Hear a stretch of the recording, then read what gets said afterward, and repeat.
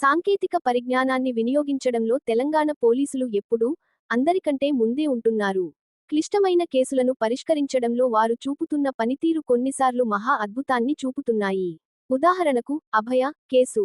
ఈ కేసును సవాలుగా స్వీకరించి ఛేదించిన అప్పటి సైబరాబాద్ పోలీస్ కమిషనర్ సివి ఆనంద్ గారిని కొనియాడుతూ, నేను గతంలో పోస్టులు పెట్టాను. ఇదే కాదు, బుల్లెట్ వేగంతో అభివృద్ధి చెందుతున్న సాంకేతికతను వినియోగించుకుంటూ ప్రపంచ స్థాయి నాణ్యమైన పోలీసు సేవలను తెలంగాణ ప్రజలకు అందిస్తున్నారు. జంటనగరాలలో ప్రతి చోటా సీసీ కెమెరాలు లక్షల్లో పెట్టి నేరం చేసిన వారు తప్పించుకోలేరు అని నిరూపించారు. అందుకే హైదరాబాదు నగరంలో నేరాలు గణనీయంగా తగ్గాయి.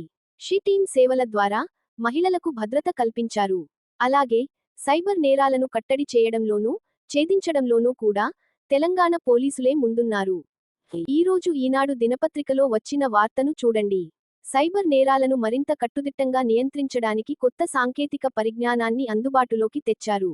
మరో గుర్తించదగ్గ సేవ ఏమిటంటే, పండగలు, దైవ పూజలు, అయ్యప్ప మాలలు పేరుతో అర్ధరాత్రి వరకు విపరీతమైన ధ్వనితో డీజే సౌండ్స్ పెట్టేవారు. నాకు ఈ ఏడాది ఒక్కచోట కూడా వినిపించలేదు. సైలెంట్ గా ఈ ధ్వని కాలుష్యాన్ని తెలంగాణ పోలీసులు నియంత్రించారు. తెలంగాణ పోలీసులు అందిస్తున్న ఈ అద్భుతమైన పౌర సేవలకు జన విజ్ఞాన వేదిక సెల్యూట్ చేస్తుంది. మిత్రులారా, దయచేసి సబ్స్క్రైబ్, లైక్, కామెంట్, షేర్ చేయండి.